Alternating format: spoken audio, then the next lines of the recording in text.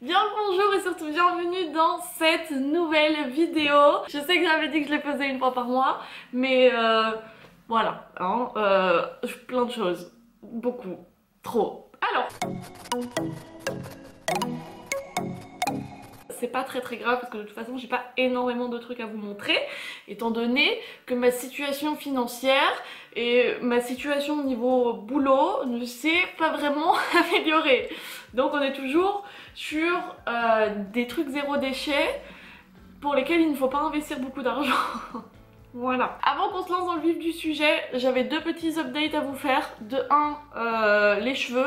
Parce que du coup, dans le truc du mois de mai, dans la vidéo du mois de mai, je vous avais dit que je me faisais un spray pour éclaircir un peu mes cheveux. Alors, je l'ai utilisé pendant un mois et comme je voyais que ça marchait pas de fou, je me suis dit bon ok, je vais abandonner. Alors mes cheveux sont certes devenus un peu plus clairs, mais comme vous le voyez bien, on n'est pas sur un blond polaire non plus. Donc je suis un peu perplexe parce que je me dis il fait beau donc ils deviennent naturellement plus clairs. Je sais pas si le spray a aidé ou pas. En tout cas ça leur a pas fait de mal, donc si jamais vous voulez l'essayer sur vos cheveux, ça les éclaircit quand même un peu je crois. Et ça leur a pas, enfin ça les a pas desséchés, ça leur a rien fait, donc je pense que voilà. Ça c'était le premier update. Le second update par contre, là on est sur un truc... Attendez. Est-ce que vous vous rappelez de mes tomates? Voilà ce qu'il en est advenu. Je vous avais la dernière fois inséré je crois un petit clip genre de moi quelques jours après avoir filmé la vidéo et je vous ai montré les petites pousses de tomates que j'avais. Et bien un mois et demi plus tard, voilà ce qu'elles sont devenues. Alors là pour l'instant il n'y en a que 3. J'en ai encore 4 qui sont dans un autre grand pot et c'est les seules que j'ai pu garder parce que du coup bah, elles étaient devenues tellement grandes toutes que j'avais pas assez de place pour toutes les prendre chez moi. Donc pour l'instant j'ai cette magnifique petite chose dans, je crois que c'est une poubelle de chez Ikea que j'ai trouvé dans les encombrants de quelqu'un, c'est génialissime. Et mes tomates sont super contentes, ça sent super bon la tomate et elles poussent vraiment bien. Elles sont grave contentes. Je suis désolée, genre je suis en train de m'extasier parce que je suis en train de faire pousser des tomates. Mais moi j'ai grandi dans une ville. Moi chez moi faire pousser soi-même des tomates c'est pas quelque chose que j'ai connu au quotidien. Donc pour moi c'est un truc de fou. Donc ça c'était les petits updates par rapport à la vidéo du mois dernier. Maintenant on va passer aux petites choses que j'ai fait ce mois-ci. En commençant par... des maracas. Ceci, ce que je tiens dans la main, qui est très bruyant, c'est une balle de lavage. Alors c'est pas moi qui l'ai acheté, on me l'a offerte. Je crois que j'ai encore l'emballage et il y a marqué dessus ce qu'il y a dedans. Alors, qu'est-ce que ça nous dit? Balle de lavage en céramique avec aimant intégré. Yes, on est très contente de le savoir. Ça nous promet de préserver l'environnement et notre porte-monnaie. Ça, moi j'aime beaucoup. Économiser jusqu'à 80% de lessive. Du linge qui sent bon le frais. Aucune allergie, aucune pollution de l'eau. Efficace jusqu'à 1000 cycles de lavage. Donc en fait, si j'ai bien compris, d'après ce que j'ai lu et d'après ce que ma pote elle m'a expliqué, vous mettez cette balle dans votre machine à laver et ça change le pH de votre eau. Je crois que ça la rend plus basique et c'est ça ce qui est censé laver votre linge. Donc en fait, quand vous mettez ça dedans, vous êtes plus obligé de mettre de la lessive dedans. Ça marche très bien, j'utilise quasiment plus de lessive, sauf quand vraiment j'ai des trucs qui sont très tachés. Et je dois dire que mes habits ressortent toujours propres de mon lave-linge et qui sentent aussi, enfin ils sentent aucune odeur particulière. Donc ça je trouve ça plutôt pas mal parce que du coup bah ça fait 2 mois que j'ai pas acheté de trucs de lessive. J'en ai encore un peu mais ça va me suffire pendant très longtemps encore parce que du coup j'en utilise beaucoup moins. Et du coup bah je sais qu'il n'y a pas de produit qui va dans l'eau, qui va après dans je ne sais où. Par contre, comme de toute façon moi j'achète mon produit de lessive dans un magasin zéro déchet qui fait des trucs bio, genre bien pour la nature et tout nanani nanana, comme une bonne petite étudiante bobo écolo, et eh bien je sais déjà que mon empreinte écologique à ce niveau-là elle est pas immense. Et deuxième petite chose qui me pose un peu problème, mais je sais pas à quel point c'est vraiment véridique et j'ai pas réussi à trouver des informations par rapport à ça, c'est que cette balle, comme vous le voyez, eh bien elle est en plastique. Et du coup, je sais pas si à chaque lavage, il n'y a pas du microplastique qui s'enlève de cette balle. Je suis pas sûre, je sais pas. Donc pour l'instant je l'utilise parce que pour l'instant moi ça me convient très très bien de ne pas devoir acheter de lessive. Mais si quelqu'un d'entre vous sait par rapport à ce genre de choses, si ça va dans l'eau, eh bien je serais très très très intéressée. On va rester dans la salle de bain, je vais vous présenter un truc. Je suis un tout petit peu contente parce que parce que je suis un peu contente. Comme vous le savez, les gens qui font des trucs sur internet, genre Instagram, YouTube et tout, qui ont une petite audience, sont souvent contactés par des marques qui leur disent on va vous envoyer votre produit, et puis c'est pas forcément des partenariats, ils nous envoient juste le produit et on teste, et si on a envie d'en parler, eh bien on en parle et puis on peut en dire ce qu'on veut. Personnellement je reçois pas mal de mails dans ce cas là, mais à chaque fois c'est des trucs de merde. Clairement je sais que moi je vais pas m'en servir, je sais que ça va pas être de la bonne qualité, du coup je leur dis maintenant me l'envoyez pas, ou je réponds même pas parce que je sais que c'est des mails automatiques et qui s'intéressent pas à moi. Par contre, il y a 1 mois et demi, un truc comme ça, j'ai reçu un mail d'une entreprise française qui fabrique des culottes de règles. Voilà, j'étais super contente et je me suis dit bah non mais là clairement je peux pas dire non. Et du coup ils m'ont envoyé leurs culottes de règles et j'ai pu l'essayer là il y a pas très longtemps, c'était la semaine dernière je crois, et je suis hyper contente de ce que ça donne. Du coup je décide de vous en parler, mais pas par rapport à la marque en elle-même, mais par rapport au principe de la culotte de règles. Voici du coup le modèle que moi j'ai eu. Je vous insère aussi des petites images de moi en petite culotte, hein, voilà, pour que vous voyez un peu à quoi ça ressemble. Et la marque qui me l'a envoyé s'appelle Sisters Republic. Je vous mets aussi le lien dans la barre d'infos si jamais vous avez envie d'aller voir. La culotte en elle-même, elle est hyper bien et ça a vraiment absorbé l'intégralité de mon flux de mon premier jour, qui est vraiment le flux le plus important que j'ai de toute ma période de règles. Je me suis sentie bien et j'ai tout de suite adhéré à ce système du coup de culotte de règles, donc j'aime vraiment beaucoup et je la réutiliserai avec grand plaisir. Par rapport au site internet, je vous avoue que je vais pas vous le recommander à 100%. Malheureusement, même si leur produit est très bien, parce que quand je leur ai demandé où leurs culottes étaient fabriquées et de quels matériaux et d'où venaient les matériaux et tout, j'ai reçu une réponse genre un peu vite fait en me disant oui elles sont fabriquées au Maroc. Donc je suis pas du tout en train de dire que cette entreprise fait fabriquer ses produits sous des conditions qui ne sont pas idéales et pas écologiques, je dis juste que les entreprises qui font ça ont pour habitude d'avoir une partie sur leur site où c'est documenté et auraient probablement donné une réponse un peu plus détaillée pour montrer que vraiment elles y portaient attention. Donc je sais pas, je saurais pas vous dire. Si j'ai le temps j'essayerai de vous trouver des liens de sites internet où on peut trouver des culottes de règles qui sont fabriquées avec, enfin je sais pas, de manière écolo, mais en tout cas moi j'ai testé celle-ci était très bien, donc voilà. On va passer de la salle de bain à la cuisine et mon petit point suivant dans la cuisine, qui est rien de folie et qui est rien que j'ai acheté d'ailleurs ce mois-ci, c'est des trucs que j'avais mais que j'ai utilisé ce mois-ci et du coup je me suis dit que j'allais vous en parler. J'étais passée devant un Starbucks je crois et ils ont toujours des gros muffins cupcakes hyper bons et du coup j'étais trop frustrée parce que je me suis dit vas-y j'ai pas envie d'en acheter un et tout parce qu'ils sont emballés dans du plastique et blablabla.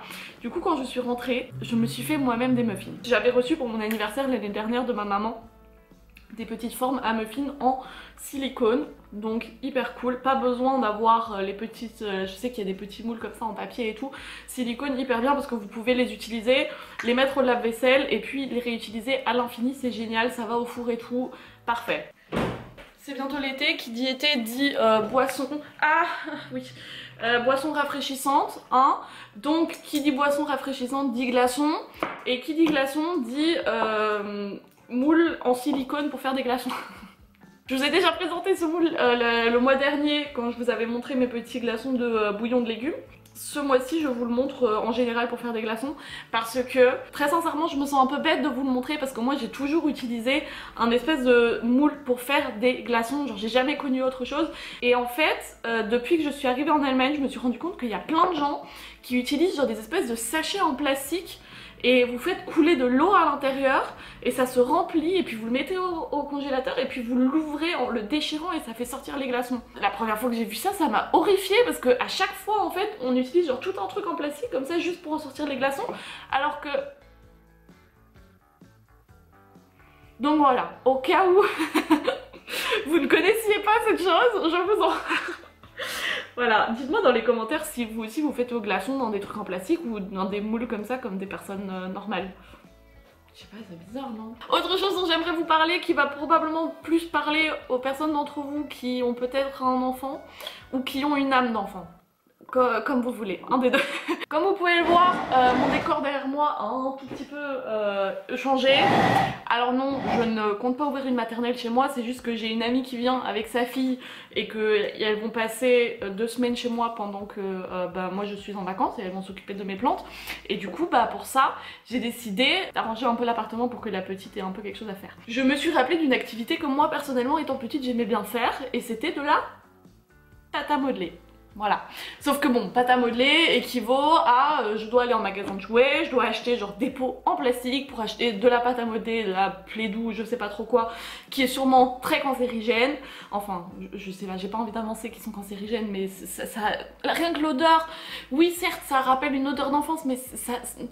Quand on sent que c'est pas naturel. Donc je sais pas, il y a un truc qui cloche. Donc, je parle beaucoup trop. Donc ce que j'ai fait, c'est que j'ai fait de la pâte à modeler moi-même. Il y a plein de recettes sur Pinterest de pâte à modeler que vous pouvez faire vous-même. Donc là, ici, nous en avons une rose. Et on va encore en faire d'autres, mais je me suis dit du coup comme j'ai tous les ingrédients à la maison et que j'ai essayé de le faire une fois, et bien je vais le transformer en activité pour le faire avec la petite.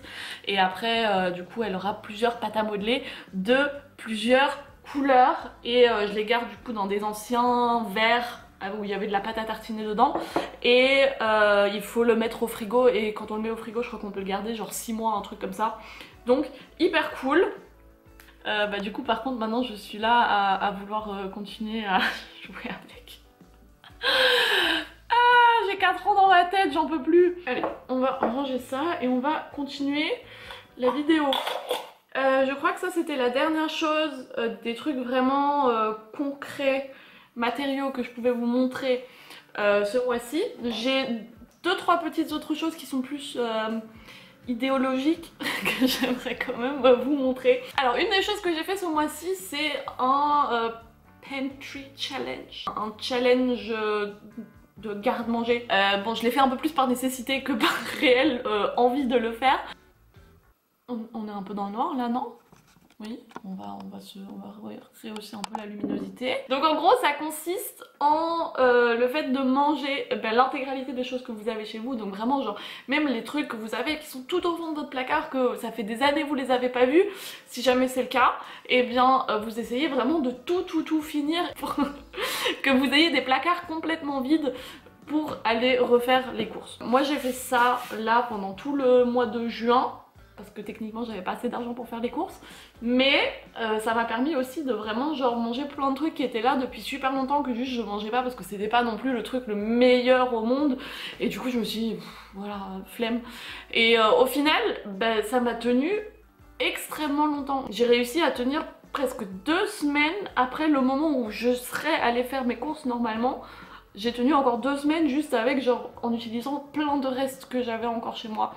Et c'est génial parce que de 1 on économise énormément d'argent et de 2 et bien toutes les choses que vous avez chez vous vous les mangez avant que elles soient plus mangeables ou que vous oubliez totalement qu'elles existent et qu'elles deviennent des pierres. Je sais pas si la nourriture peut devenir de la pierre. J'ai trouvé l'expérience personnellement très intéressante malgré le fait que je l'ai fait par nécessité. Je pense que c'est quelque chose que je n'hésiterai pas à refaire dans le futur chez moi. Ça vous fait prendre conscience aussi des trucs que vous achetez et que vous mangez pas forcément et donc ça peut vous empêcher dans le futur de racheter ces choses-là ou ça vous donnera des idées pour des trucs que vous pouvez cuisiner avec ces choses-là. Ok. L'avant-dernier petit point de cette vidéo d'aujourd'hui, ce serait de regarder d'où viennent les produits que vous achetez. Moi ça m'est venu à l'esprit il y a vraiment genre 1 mois je crois, quand j'ai acheté des pommes, parce que les pommes techniquement c'est le genre de choses qui poussent chez nous, hein. Moi j'habite en Allemagne, France et tout, on a des pommes. La pomme c'est pas un fruit exotique, ça pousse chez nous. Et quand j'ai regardé d'où provenaient les pommes, parce que normalement il y a la provenance qui sont marquées soit sur le truc du prix, soit sur l'étiquette de ce que vous achetez, et quand j'ai regardé la provenance de ces pommes, ça me disait Nouvelle-Zélande. La Nouvelle-Zélande. La Nouvelle-Zélande pour des pommes. Que des bananes ça vienne pas chez nous. D'accord, ça c'est qu'une chose, ça, on le sait ça, que les bananes ça vient pas de chez nous et que c'est pas forcément le truc le plus écolo à manger parce que ça vient de loin. Mais des pommes. Et donc ça m'a fait réfléchir à deux choses. Première chose, ça m'a fait réfléchir au fait que, eh bien, je trouve ça triste qu'aujourd'hui la plupart des gens ne savent pas, moi y compris, hein, quels fruits et légumes sont de saison dans le pays où on habite. Vraiment, je suis du père au possible quand on en vient à quels légumes et quels fruits poussent où et à quelle saison. Nada. Voilà, et je trouve que ça, clairement, ça devrait être un truc qu'il faudrait apprendre à l'école, par exemple. Par exemple, les nectarines. Les nectarines, ça vient d'où? Est-ce que ça pousse en Europe, les nectarines? Je sais pas.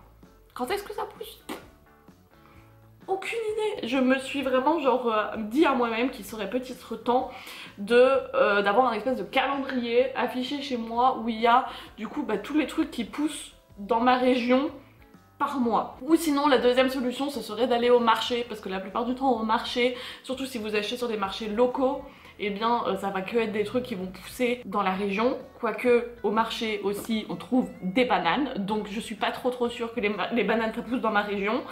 Donc je crois une combinaison des deux, un calendrier et aller au marché, si on a l'argent de le faire, eh bien ça pourrait être pas mal. La deuxième conséquence de cette réflexion, ça a été que je suis allée sur internet et que j'ai cherché l'empreinte écologique qu'avait en fait le transport d'aliments et de trucs en général. Et là je suis tombée sur un truc hyper intéressant qui n'a rien à voir avec mes pommes de Nouvelle-Zélande dont je parlais au début, mais qui est quand même un point que je voulais vous donner à réflexion si jamais vous avez envie, parce que moi ça m'a fait un peu réfléchir. C'est que apparemment, d'après des études et d'après nanani nanana, il serait mieux pour l'environnement d'acheter des trucs emballés en plastique qui viennent près de chez nous que des trucs en verre qui ont fait un long chemin. Parce que du coup le verre apparemment c'est plus lourd et du coup pour transporter c'est plus galère et du coup c'est pas... Et puis du coup je me dis mais oui mais attends, mais qu'est-ce que ça veut dire c'est plus écologique? Parce que certes le fait de transporter loin des trucs en verre ça va produire plus de gaz à effet de serre, mais par contre le plastique d'un autre côté il va prendre 3000 ans à se dégrader s'il n'est pas recyclé et... Bref, voilà. Du coup, moi de nouveau totalement du père, parce que je me dis mais merde, du coup on fait quoi? On doit acheter des trucs qui viennent près de chez nous, qui sont pas emballés, ni dans du plastique, ni dans du verre, rien du tout, et au final eh bien on mange plus parce que c'est totalement impossible. Et donc j'en suis arrivée à la réflexion de me dire fais de ton mieux, et puis on verra. Parce que j'en étais de nouveau à un point ces derniers mois où c'est un peu aussi la raison pour laquelle je voulais de nouveau pas vous faire de vidéos, c'est parce que je me disais mais oui mais je suis grave une fraude et tout, genre vu le plastique de nouveau que j'ai produit la dernière fois en faisant les courses, parce que du coup j'ai acheté des pommes qui venaient des Pays-Bas pour pas qu'elles viennent de Nouvelle-Zélande et elles étaient emballées dans un sachet en plastique. J'ai de nouveau eu une crise existentielle, voilà, et j'avais pas envie de vous faire de vidéos. Au final, j'ai décidé de me lâcher un peu la grappe et de me dire ok, peut-être que tu fais pas au mieux, mais c'est exactement le but de cette série de vidéos, c'est de montrer que c'est pas possible, on peut pas vivre aujourd'hui dans le monde d'aujourd'hui tel qu'il est en mode de vie zéro déchet complètement, c'est impossible. Mais on peut faire au mieux et on peut essayer de trouver des petites alternatives par moment. Voilà, c'est tout ce que... Je sais pas où je voulais en venir avec cette réflexion de fin de vidéo, j'espère que ça vous aura quand même plu et que les petits conseils que je vous ai donnés avant auront été agréables à regarder, vous auront peut-être donné des idées. En tout cas je vous remercie d'avoir passé cet agréable moment avec moi et d'ici la prochaine fois, moi je vous fais plein de gros bisous.